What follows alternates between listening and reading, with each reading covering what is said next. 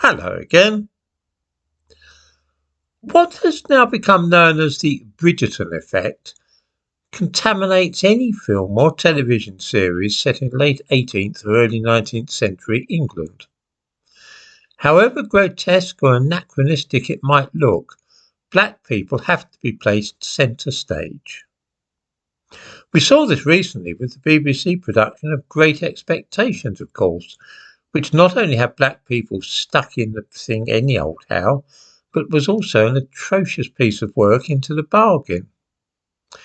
It is as though once the black casting business has been successfully undertaken, the producers seem to think that everything else will flow smoothly. It's not so, of course.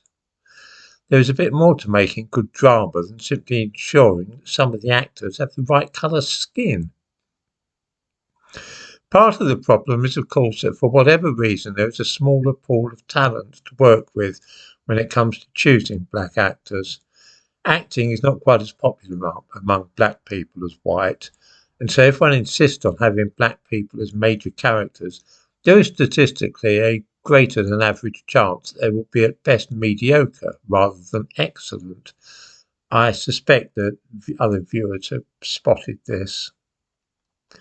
ITV are the latest to fall victim to this very modern trend, and in the case of the new production of Henry Fielding's The History of Tom Jones, a Foundling, the central love interest of the book's protagonist is played by a black woman, of course.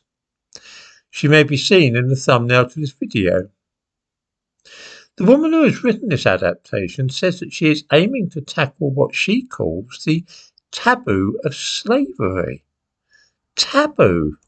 I have no idea where she has been for the last few years, but far from being a taboo, slavery is practically a compulsory subject these days in politics, education, drama, and every other aspect of modern life. Far from being a taboo topic, it is hard to go a day without hearing something of the transatlantic slave trade. Anyway, Gwyneth Hughes, who has written the thing, says that. Let me give a few quotations.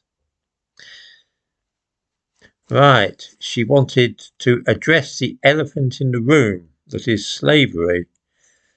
Here's what she says. It has to be said that Fielding wasn't remotely interested in slavery. There are no black characters in the book at all. It's not his thing.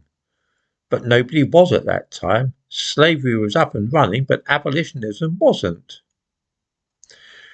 When you look back at that from a perspective of now, I just thought, God, you can't even think about 18th century England without this massive elephant in the room, which is slavery. How do we even go there? How do we even think about the 18th century and not mention that? What does that say to our black audiences? How can we have a black character who is true? Well, you can't, dear, because there wasn't a black character at all in any of Fielding's novels. So as soon as you try to introduce a black character, you're not being true to the book at all. So what this amounts to is that this is not an adaptation of Fielding's novel at all, but rather an extended public service announcement about the evils of the slave trade. No secret is made of this by the woman writing the adaptation. She regards the concerns of the black audience as being more important by far than artistic fidelity. In short, this is a piece of outright and unashamed political propaganda. Rather than exploring the novel, Gwyneth Hughes is addressing what she thinks is the elephant in the room. This sort of preaching is fine, of course, but I would rather see it in an opinion piece in my newspaper than I would tricked out as an 18th century novel. The people making this stuff obviously have no real idea of why novels like Great Expectations and Tom Jones have lasted for 150 or 300 years. How can it be that the authors did not reflect our modern anxieties and concerns? This is a fault which must be remedied at once.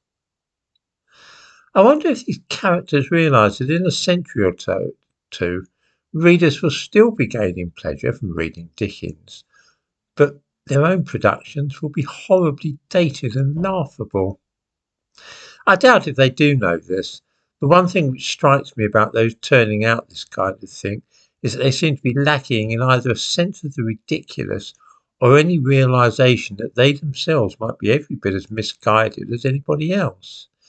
They really are entirely convinced that they are virtuous and good, and that it is their duty to enlighten the rest of us.